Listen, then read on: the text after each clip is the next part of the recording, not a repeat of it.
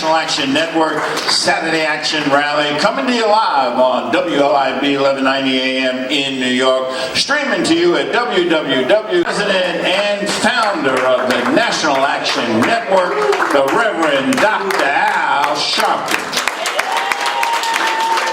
No justice, no peace. No justice, No peace. No justice, No peace. No justice, No peace. What do we want? Justice. What do we want? Justice. What do we want? Justice. When do we want it? Now. When do we want it? Now. When do we want it? Now. When do we want it? Now.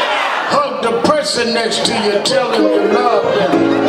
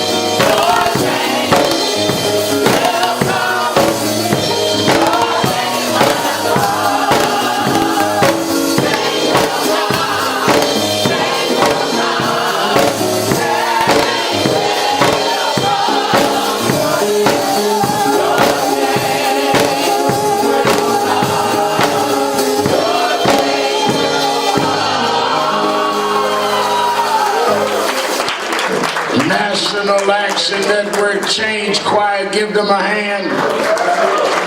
Give them a big hand.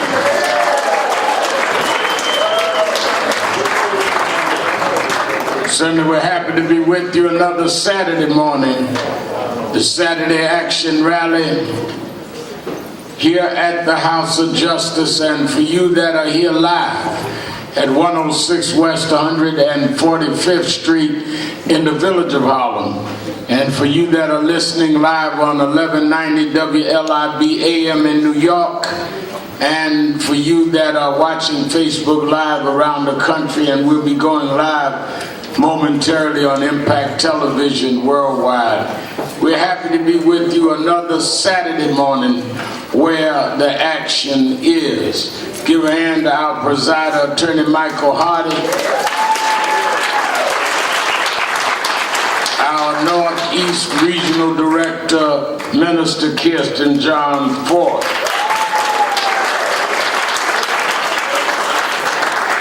I have a lot of ground I want to cover this morning, and I want certainly to start by making sure that we reiterate that we are exactly 2 weeks away from our national convention. And everybody needs to, if you have ever had any need to be part of a National Action Network convention, given where we are in this nation, given where we are with the sitting president, you certainly need to be involved this year.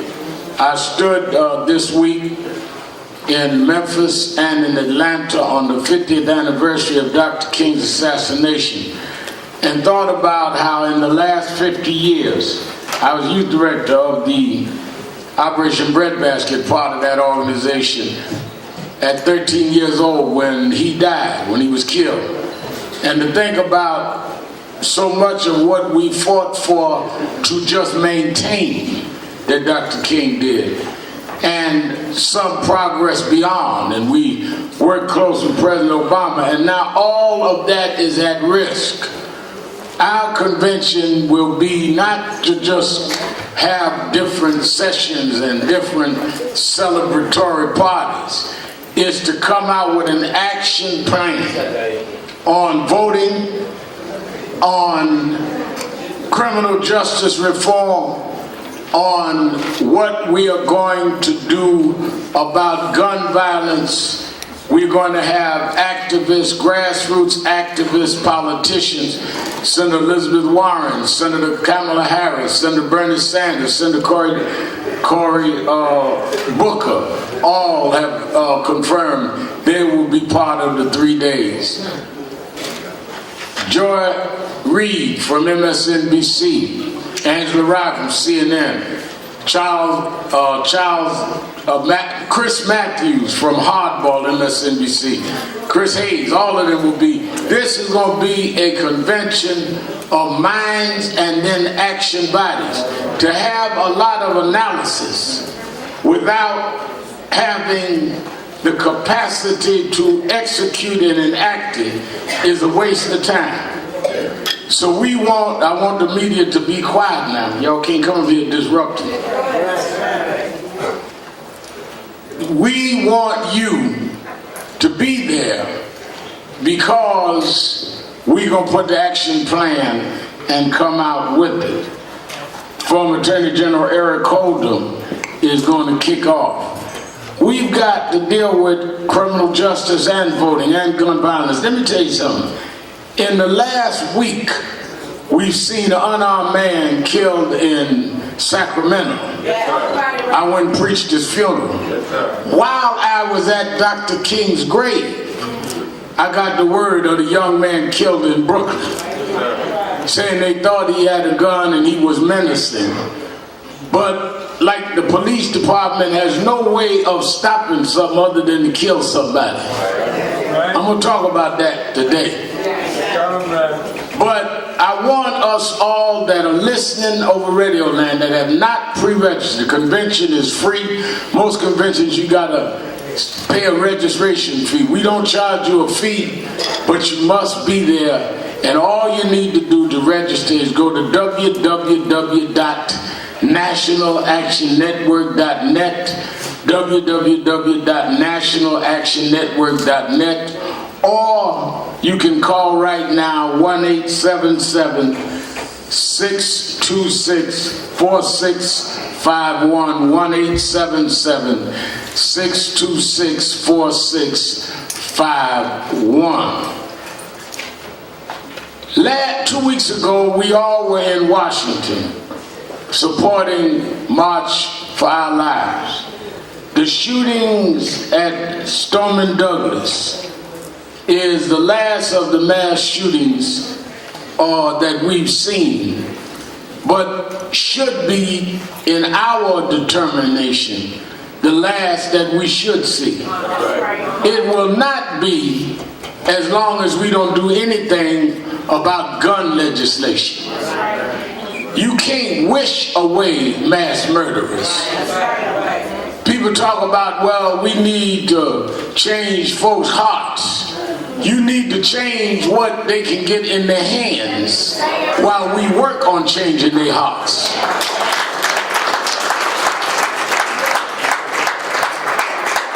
I'm a preacher. I believe in converting. But I want you to be disarmed while I'm converting you. So unless we go deal with AR-15s and automatic weapons, unless we're going to deal with stringent background checks, then we are not serious about this.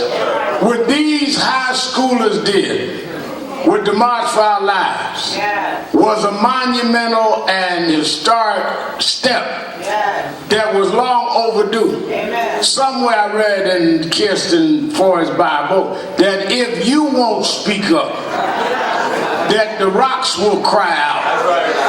And those teenagers did that. But they are not ending it there. They are going forward and organizing and doing town halls around these elected officials and going to do other moves, and we're going to be a part of it. And they did something that, you know, we invent a lot of things, but they come with an invention that I have never seen called the ego equalizer. What I mean by that? Most big marches, everybody want to speak ego. I want 5 minutes too. They said nobody over 18 gonna speak. Now we're gonna see how sincere you are, whether you gonna show up and you're not on the program. Isn't that wonderful? So all the old folks couldn't speak. I was co-hosting on TV, so I didn't have my ego messed up, but a lot of my friends had to sit in the old folks section. But the reality is that they dramatized that it's about saving lives of children. This ain't about whether you're a Republican, a Democrat, or progressive, or conservative. Our children are being shot down in the schools, and we need to come together and stop it.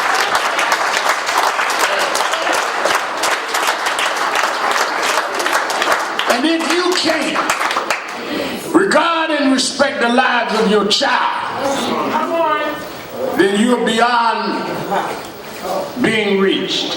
So they're going to do a march in New York, and we're going to support it.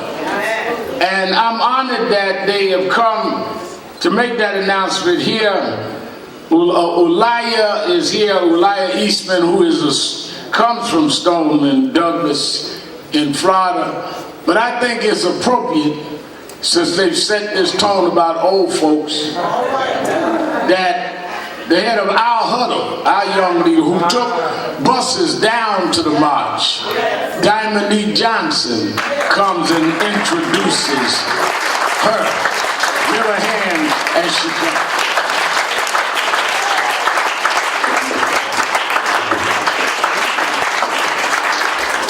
So now I would like to introduce Ulaia Eastman, a Stoneman Douglas survivor, Ramon Contreras, which is the co-president of Youth Over Guns, and also Caroline King, co-president of Youth Over Guns. Give them a hand.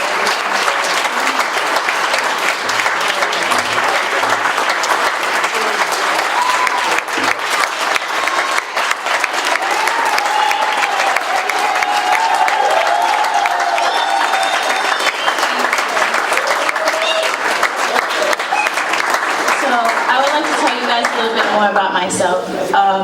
I go to Stoneman Douglas, and I was one of the students that were in one of the classrooms. I was actually in the 3rd classroom, and I was the student that had to cover herself with one of her dead classmates to survive. So I would just like to honor him, because without him I wouldn't be here.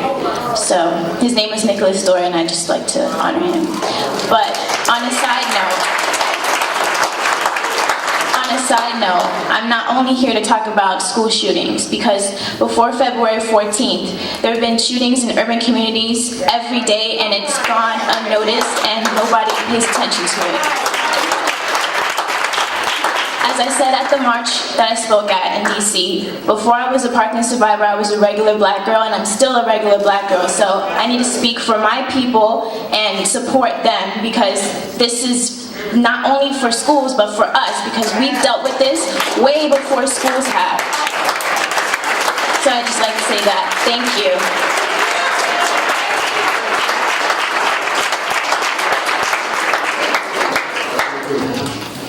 Hi, my name is Ramon Contreras, co-founder of Youth Over Guns.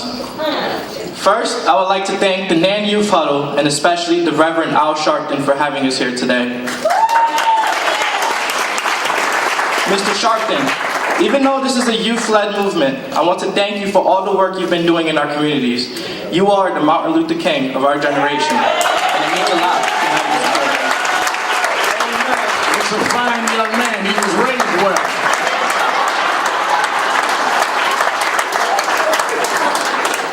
Urban communities of colors and people of color have long been fighting the battle against gun violence in their community, and it rarely ever makes the major headlines in the news. We are grateful to the students of Stoneman Douglas that used their privilege to bring this issue to the national forefront. Because of their courage, bravery, and strength, the work that communities of color have been doing on gun violence prevention finally has made it to the spotlight. We thank Stoneman Douglas and the students, despite the trauma they suffered and still suffer, were young leaders in this struggle. We at Youth Over Guns plan to continue the fight here in New York that our communities have been engaged in for far too long. The voices of urban communities and the youth must elevate in this debate. The youth of New York will be marching on June 2nd, starting at Trump Towers, to continue the fight for better gun control in our nation.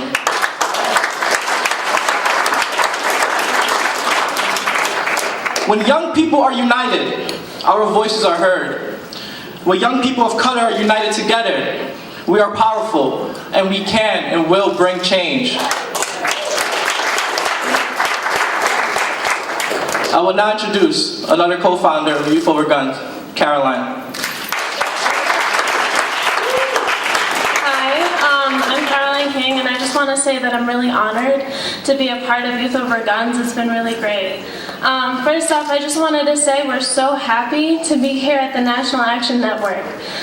We spoke with Governor Cuomo and New York City Council Speaker, and we have their full support in working to light up New York orange in support of victims lost to gun violence.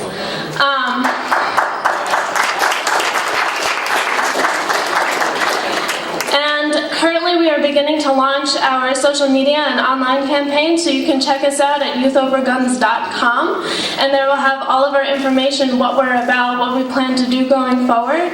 And so, right now, I just want to take a second to thank those who've already offered support for our movement. I wanted to thank the United Federation of Teachers. I wanted to thank the DKC.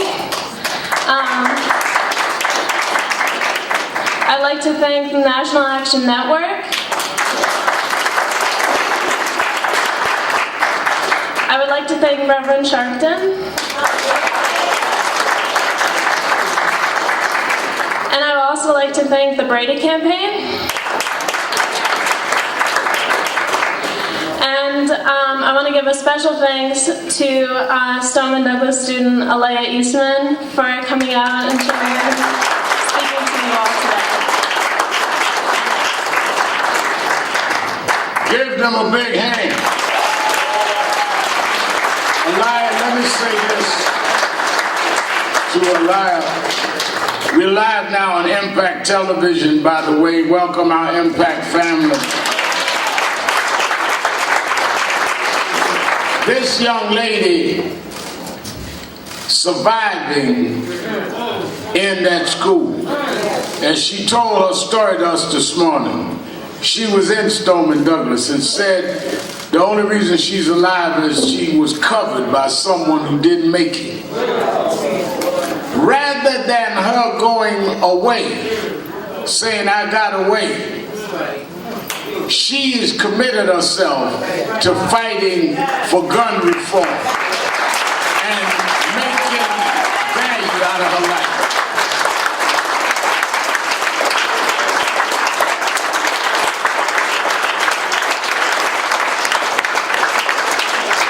If she, with all that trauma, and that's a traumatic thing, can stand up and fight, then you ought to stand up with her and all of her classmates for gun reform in this country. And she touched me, she said, before the shooting in my school in Parkland, Florida, I was a regular black girl. I'm still a regular black girl. That's why she come to Harlem to issue this, because this ain't new to her. She is in the Harlem in Florida. And she's saying gun violence happens too often every day in our communities. But rather than saying, oh, why they out there because of the whites, why they out there because of Latino, we all have to be out there together. These children are teaching us to come across racial and economic lines and fight for all of the children, and we're with you. Give her a hand. Give her a big hand.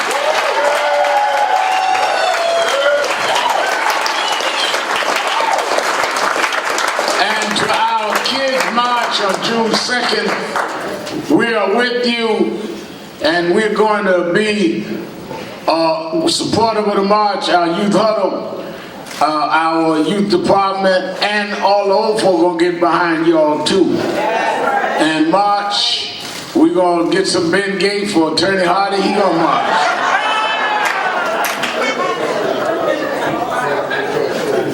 Because we need to deal with something about guns, and I'm proud of these that have put this together here in New York, and we're going to be with them on June 2nd.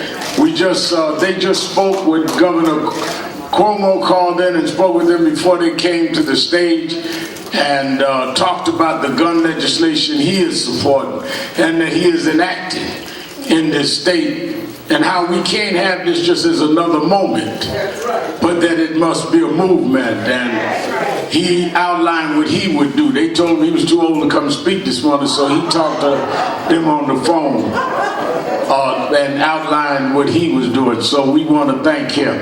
Give them another hand as they take their seat. Let me say to our Impact audience, you that are planning to be here, everybody, you know, I got calls this week. The artists, many of our artists from around the country are coming in for National Action Network's convention. And of course, all of the senators, all of the members of Congress, but you need to be in these planning sessions, all free. Week after next, April 18th to the 21st, go to www.nationalactionnetwork.net and be part of the convention week after next here in New York. And I want you all to know, on this weekend, that we have just commemorated the 50th anniversary of the assassination of Dr. King. We are in dark times. I said on my Instagram message this morning, many of you going through dark periods in your life. But the one thing the analogy I use is that you can wake up in the middle of the night having to use the restroom while you were asleep, and the room is dark. Even in a dark room, you can get through the darkness because you're familiar with the room. Yes, sir. Yes, sir. You can't even see, but you know where the chairs are and where the bed is and where the slippers are, and you feel your way through the darkness until you get to the light switch, because if you put the switch on, it'll light up the room. We are stumbling through the darkness of Trumpism, but we've stumbled through darkness before.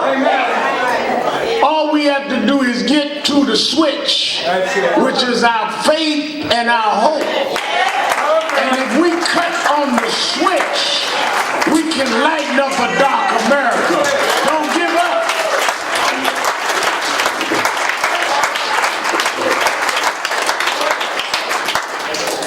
So I want you, some of you out there need some right now prayer. Some folk talk about, Reverend, I'm praying for you, but sometimes you need some right now prayer.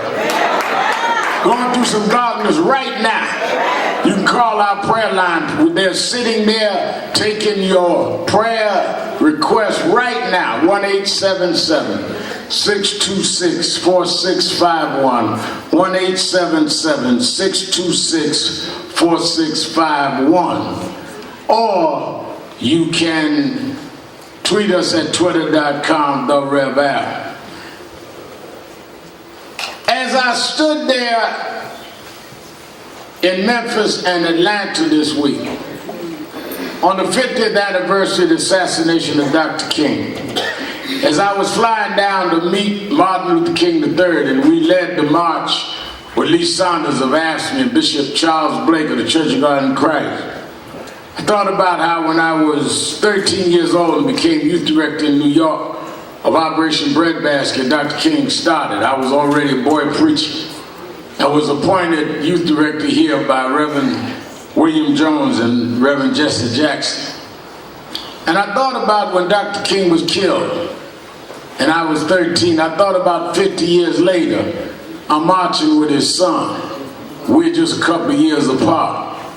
And I thought about in those 50 years, how we were able to have great triumphs, elected and re-elected a black president, put blacks on boards of major corporations, seen black billionaires, seen blacks win Academy Awards, seen blacks like Oprah conquer television. But in other areas, we've seen little progress. Poverty is the same. Unemployment the same. We still have challenges in housing discrimination. Now gentrification, where they're taking our own pension funds and moving us out of our own neighborhoods.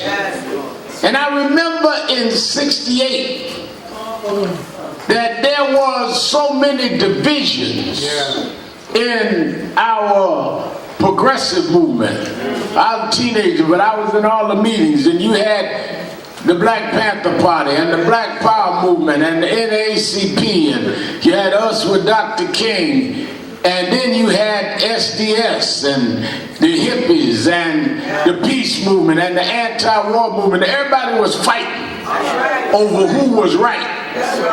And the result was that November, Richard Nixon won for president. Same cycle of ego over agenda, of me over us, has elected Donald Trump. That's right. Tell him, Rev. Who's clear that he's against the agenda of all of the groups. Everybody fighting each other. That's it. One thing you can be clear on is that Trump is united against all of them. That's right. That's why at our convention, I got everybody from NAACP to Black Lives Matter coming, because he is against what all of us want. We can debate about how we have different tactics and different roads, but there is no debate about he wants to change the route. That's right. Y'all with me so far? Now, we went to Memphis, met Martin III and his wife and his daughter, and I stood with Bishop Blake and Lee Saunders led the march. Then we ran the airport and flew to Atlanta. And I was with the family, Elder Bernice King, who's leading the Humanities March in Humanities March in Atlanta on Monday, on 50 years going forward. Elder Bernice we're meeting at noon at Ebenezer Baptist Church, Dr. King's church that he co-pastored, and marching from there to his statue at the college. And I'm gonna fly to Atlanta and march with Elder King, because we got to talk about where we're going. But I met her and Dexter, all three of Dr. King's remaining children, as they went up on the crypt where he is buried there by his church. And at the exact hour that he was killed 50 years before, we watched his children and his surviving sister. And as I was at the crypt, recommitting myself, watching his children, I got word that they had shot and killed a brother in Crown Heights, Brooklyn. Less than a week before that, I did a eulogy in Sacramento over the remains of this young man, Stephon Clark. We keep seeing police shootings and killings in our community to the point where we're acting like it is normal. Now let me tell you something. If you go back and not the sanitized version of Dr. King, but really look at what he talked about. Dr. King talked about police brutality 50 years ago. You can't talk about Dr. King's philosophy and ignore the shooting of young black men and others and the double standard on how they dealt with it. So when Minister Foy and Minister Kevin McCall called me and told me about this shooting, and we started getting reports, let me tell you something. The shooting of this young man raises serious questions that need to be answered. One is they say he was menacing and threatening others with a pipe, and they released video. Right. So it raises the question of mental health. There are people that have challenges in our community. That's right. What is the city, state, and families doing about that? That's one question. But it also raises a question of, is the only thing police know how to deal with is shoot to kill? That's right. That's right. That's right. I know a lot of folk want to rush to judgment. I want, before y'all close the case against the young man, to say, is there any way that they have been trained to deal with an issue like this other than to stand there and decide to execute him? I read the story about Laurie, white female in Staten Island. That's right. She had a starter gun. That's right. Shot her in the arm, she's still alive. That's right. A grandma in the Bronx had mental issues. She's dead. Now this young man in Crown Heights is dead. Is there a different policy for different folks in different neighborhoods?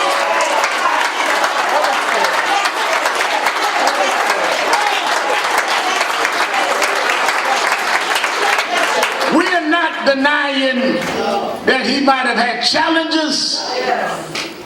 We're not saying that he should have menaced people. We're saying that he was not sworn to uphold the law. That's right. He did not have a badge and a gun that we pay for. The police do. So I want to know, what is the policy? That's right. What is the standard? And how's there a different standard for different folks? I want to know. I talked to the mother and the father, and I'm going to see them tomorrow.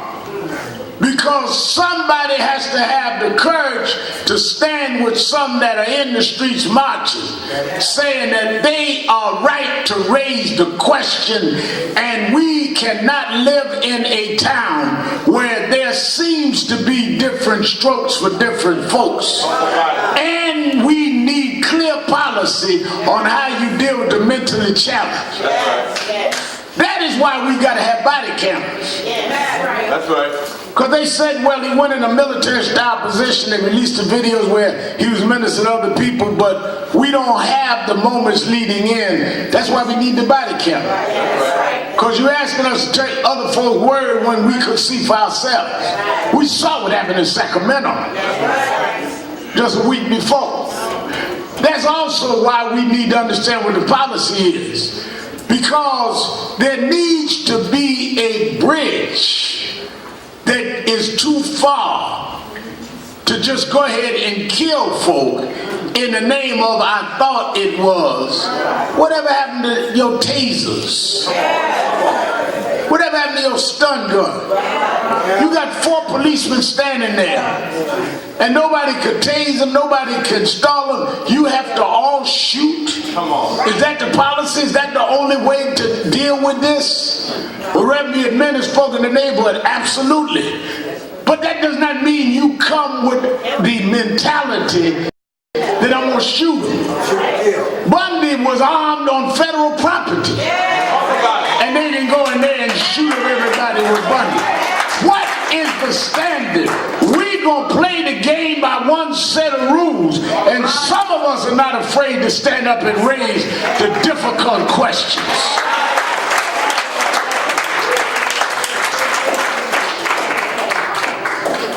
Reverend, you can't justify what he did. I'm not trying to justify anything. I want to know why y'all are rushing to justify a policy that's not clear. I think the mayor's been transparent. I think the mayor's been accessible. I called the mayor. I told the mayor, I want to meet after we talk to the parents. Because I want to challenge where is a policy and whether race is a factor.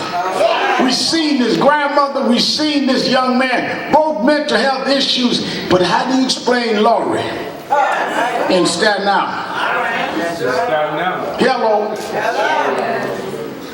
And I come out the King movement where we raise questions of policy, where we raise question of legislative ability. And that ain't anti-police, that's pro-human rights. I understand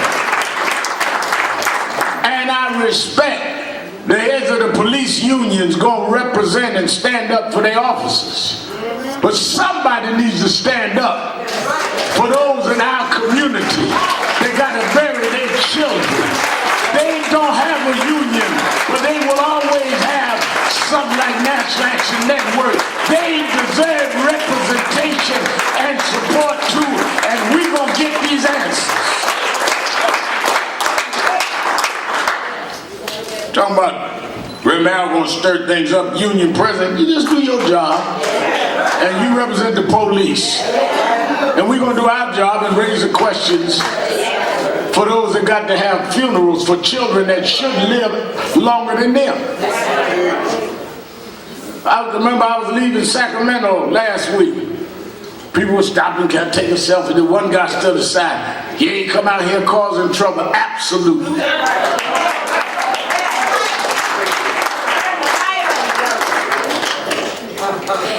Absolutely.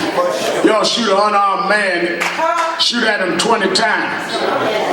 If me coming out here saying that unarmed men should not be dead is trouble, then call it trouble. I think the trouble is when you shoot and ask questions later. That's the trouble.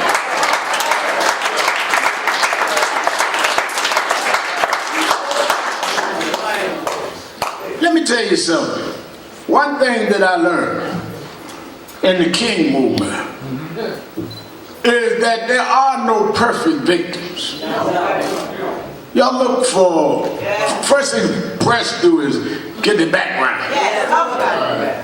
Tell me if they ever skipped class. Tell me if they ever cheated on a test. Tell me if they ever did something wrong. Like you gotta qualify to live. The only relevance a background has to a victim is whatever the police knew when they were looking at them. That's right. If the police did not know where they went to school, what they did, what they didn't do, then it is irrelevant as to why the police shot them. Had nothing to do with it. Have you ever smoked a joint? Have you all that? We need to stop being distracted and deal with law and policy. That's why we remember Dr. King 50 years later. He changed the laws and he set the policies, and some of us are not going to let you turn those laws and policies around. Almost providentially, Trump went the next day after Dr. King's assassination day. And y'all know Trump likes to you know, he likes to just freelance, just go off script. You know, he like to go like he's at karaoke. What the kids call it, freestyle. So he get up there, make a big dramatic, I'm not reading the script, it's too boring. And he start freestyling. And in his freestyling, he went right back to his campaign stuff. Yeah, right. One of the things he talked about was voter fraud. That's right. And he started hallucinating again that all these people voted several times. That even his voting commission That's right. has not been able to establish. But what I was watching, I saw it on one of the stations early that morning. I'm on the stair still working out about 5 in the morning. And I said, what they have used is the language of voter fraud to undermine the voting rights bill. That's right. So yesterday we talked about Dr. King, who one of his achievements was the Voting Rights Act. And the very next day, the sitting president again pledged the seeds to undermine the Voting Rights Act. We had the country moving under President Obama on voter suppression. The Department of Justice had become partners in legal challenges in Texas and North Carolina. They came in and withdrew all of that, saying it was not voter suppression, it was voter fraud, and acting like some imaginary Martians that they claim had Spanish accents from Mexico, because they had to be Martians, because they couldn't find and document the Mexicans they were talking about. Right. These immigrants just invaded these states and started voting and evaporated in midair.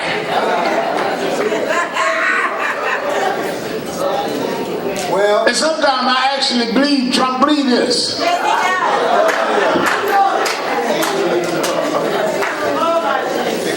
But it undermines the Voting Rights Act. Don't forget, I sat in the courtroom 2013 when they had the oral arguments, and they said, well, we'll eliminate the map where you no longer have certain areas of the country that has to get pre-clearance to change the voting laws. Right. When they did that, they immediately started changing voting laws all over the country, coming with stringent voter ID laws, coming with stringent other laws that cut down on the ability of people, particularly people of color, to vote.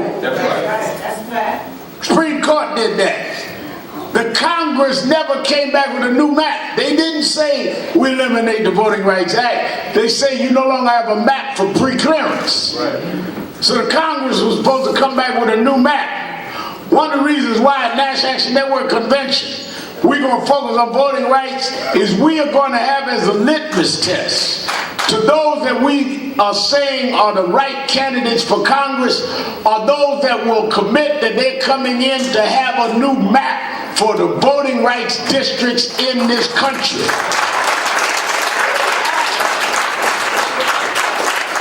We need the map. We need voting rights restored. Don't be crying and snotting about Martin Luther King and allow them to undermine everything he stood for.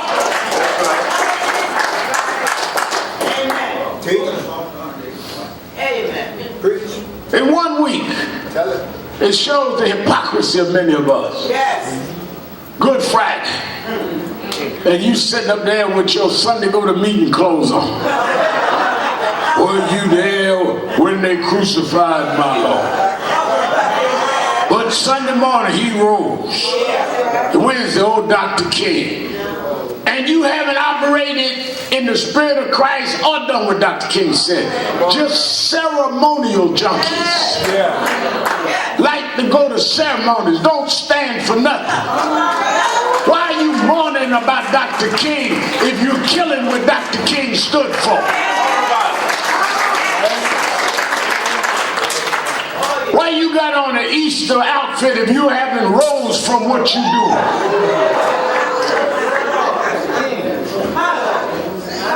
I got a new Easter outfit, but it's the old you. Like putting on cologne and perfume without bathing. You just stink worse.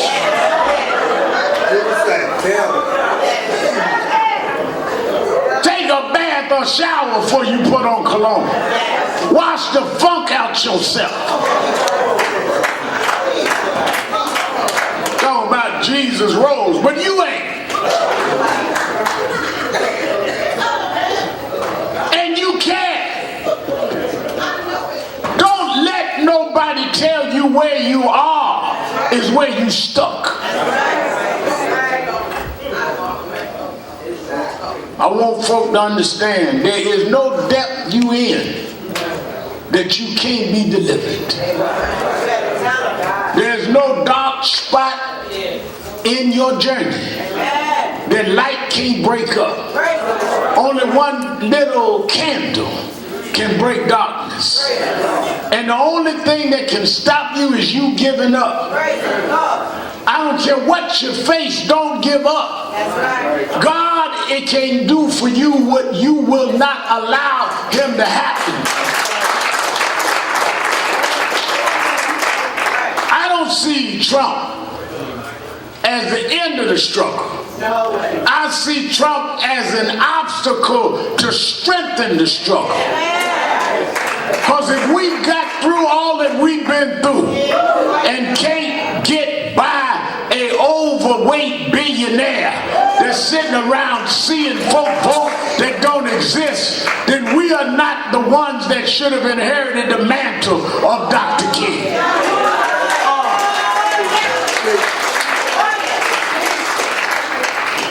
How did they get the right to vote?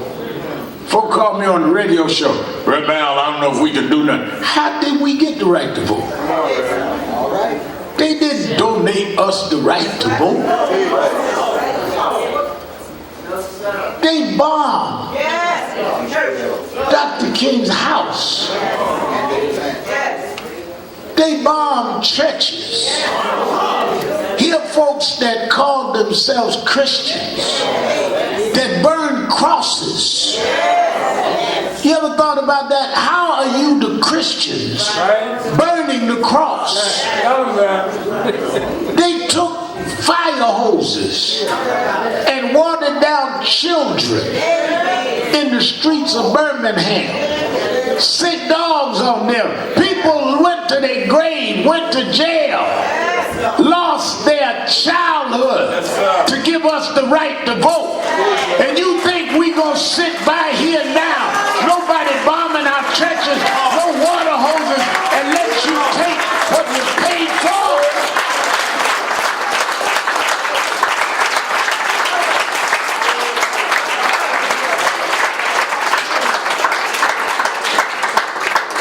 I looked at Dr. King's grave Wednesday. 39 years old. PhD from Boston University. Son of one of the most prominent preachers of his day. Could have went and taught school at Ivy League College. Could have been the president of any historic black college. But somehow he was moved to not take advantage of his pedigree or his lineage. Wife went to conservatory, was a trained opera singer. And somehow they decided rather than stay in Boston and sing opera, they went back to the Deep South, where they still had to sit on the back of the bus where they still had a water fountain for whites and water fountain for blacks. They went back to the deep south where they couldn't even check in a motel room. And they said, we going home and invest what God blessed us with in uplifting others. They didn't know that Rosa Parks was in Montgomery. They didn't know that she was going to sit in front of the bus. They went where they were led, and they ran into history. You got to sometime listen to the whisper in your ear that God is giving you. Because what you plan may not be your destiny. Your destiny may be something you didn't even see coming, but you were prepared to deal with.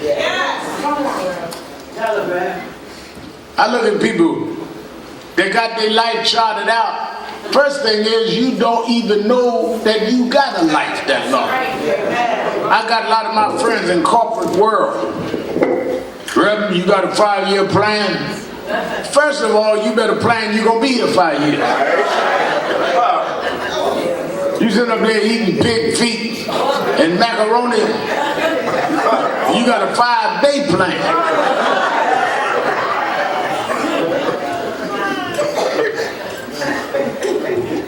We owe it to Dr. King. We owe it to those 4 little girls killed in that church, 16th Street Baptist Church in Birmingham. We owe it to Goodman, Cheney, and Swerve. We owe it to Medgar Evers. That we are not going to let them just take from us what folks paid the ultimate price to give us. So it may mean we got to take a couple of more hours a week and knock on doors. It may mean we got to take some uncomfortable positions. But we come too far to turn around now. Yes, I know they're going to call us names for standing up for this boy in Brooklyn. I know they don't like us in Sacramento.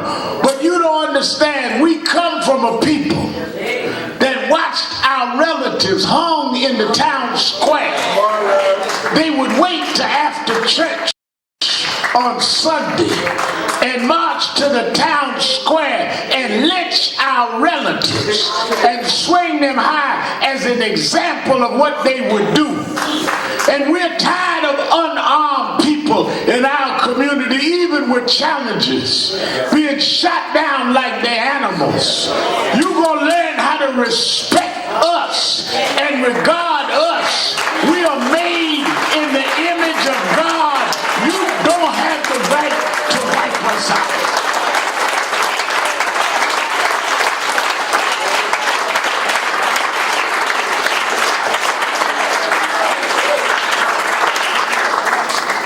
They called Dr. King,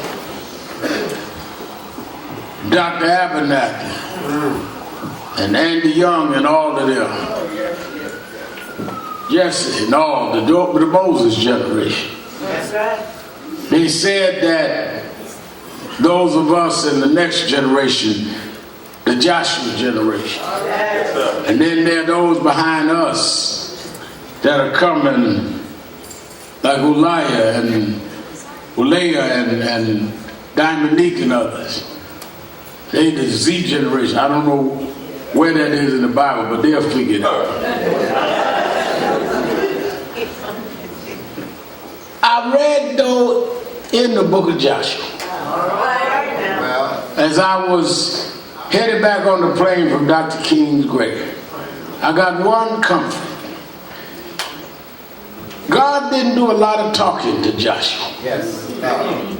Joshua was in, you must remember now, Moses got the 10 Commandments, that became the law of Moses, and for centuries that was the law. Even Jesus, when he came, said, I came not to change the law, but fulfill the law. That's why I keep telling a lot of these young activists that you got to operate in the tradition that you come from. You got to fulfill something, not try to recreate it. We can't every generation recreate the struggle for you. All you do is innovate it, update it, upgrade it, and get to work. And you can't have a struggle that don't have the people involved. Walking down the street by yourself, calling yourself a leader don't make you a leader. There's a difference between going for a stroll and having a march. You strolling down the block, hallucinating or following. So there was all this trouble. Moses had the 10 Commandments. Came down. I want you to watch this now for it. When he came down off the mountain, the children of Israel that he led had turned to debaucherous living. Imagine the pain Moses felt. I took y'all through 7 plagues. I took y'all through Pharaoh. I grew up Pharaoh's house. I could have stayed there and act like I was his brother. But I went out and stood with my own. And now y'all tearing up each other's families. Now y'all worshiping false gods. Y'all done took down the God that opened up the Red Sea and raised up a golden calf. And in his anger, he threw down the commandments. That's why I tell the young folk around me, don't let your anger drive you past redemption. Yeah, you get hurt. Yeah, teeth bites tongue. But don't forget your higher goal. And Moses was denied going to the promised land because he put his personal anger over his assignment. Sometimes you can have your feelings hurt so till you forget your goal because you caught up in the moment of your emotion. Hello. Sometimes people just say things you didn't mean because you caught up in that moment rather than think about where you're trying to go. And you spend the rest of your life trying to justify saying something and doing something you know you shouldn't have said and done. So Moses was denied going to the promised land. And Joshua, who was raised and trained by Moses, became the leader. The Bible doesn't even talk about where Moses was buried. They say that Moses was the first one God buried. Ain't no tombstone for Moses. And in the middle of Moses gone and confusion, you could see there must have been rebellion in the people. And Joshua went and brought them all across the Jordan as they were going through all of this backstabbing and questioning and why ain't Moses buried proper, all that. God said one thing, as I was with Moses, so shall I be with you. I come to tell you this morning, as he was with Martin, house bombing, as he was with Martin, stabbed him in the chest, as he was with Martin, bugged his telephones and bugged his hotel room, as he was with Martin. They call him a communist, and now there's a statue for him on the banks of the Potomac, looking at George Washington and Abe Lincoln, as I was with Martin.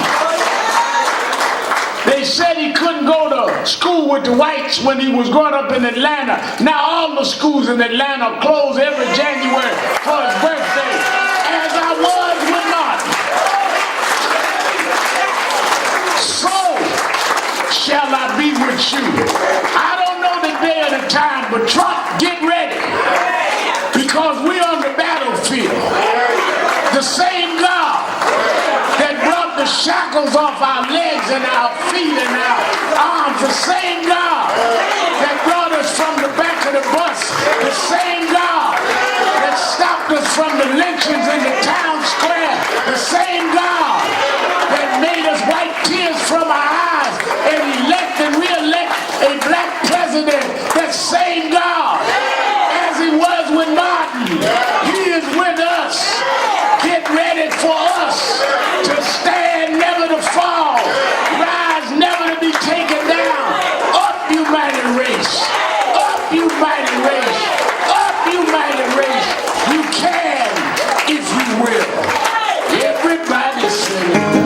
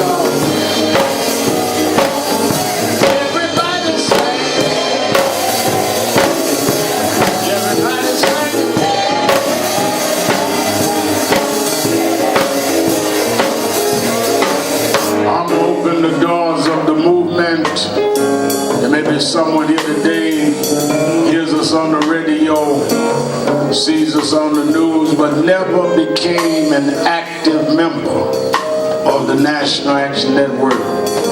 We have various committees doing various things as we fight for justice and fairness. And you can come and be a part of this and work with us. And we work with you. You have great ideas we need. You have great thoughts that could help. If you're here today and want to join, all you have to do is come down either of the aisles to me and let us sign you up right now and become a member of the National Action Network. You that are watching us live on television or radio, you can call right now and join on the phone at 1-877-626-4651, 1-877-626-4651. If you're here today during the auditorium and want to join, come to me right now, and let's sign you up. Everybody's singing. Everybody's singing. Everybody's singing. Yeah. Singing like you mean. Singing like you mean. Singing like you mean.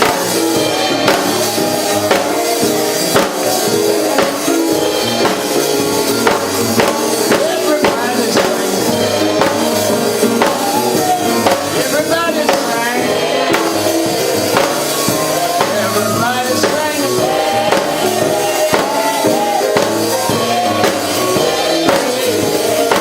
One last time.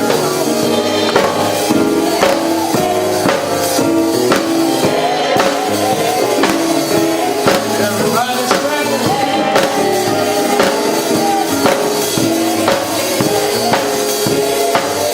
All right. Moving quickly, I'm going to raise our offering, then I believe they're having an education forum. We're going to talk to the media in the back. After we raise the offering, if reporters want to give, I won't tell your boss you can give. Sometimes reporters get so touched, they want to help us.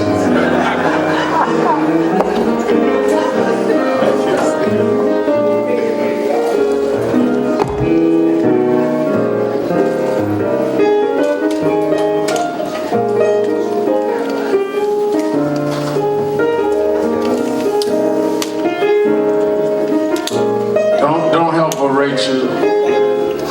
She cheating from New York Post off your notes. They ain't gonna print it no how.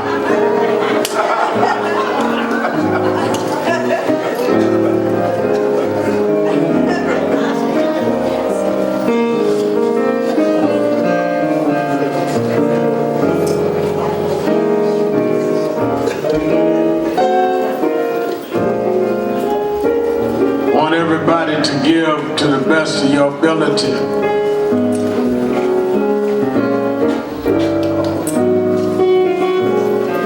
I need more volunteers for the convention. I need more people that will work. We have thousands are coming in. We need them hosted properly. I need more volunteers. Patrice is at the is Patrice back there? Who's at the counter? And Katrina signing people up that will volunteer.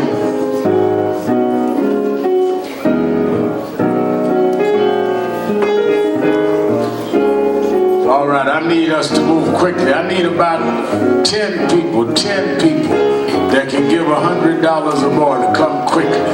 10 people, come on. Winston Gilchrist, $100. Carrie Weiss is one of the Central Park 5 that Trump went after, $100. Lord Dardell, $100. Technology Committee, $100. Claire's Cunningham, $100. Membership, $125. Alicia Avery is $100. Cynthia, $100. The Reverend Dr. Mildred Salter, $100. The Guardians, $100. $200, Reverend Salter. $200, I'm sorry. All right, 50s, come on, 50s.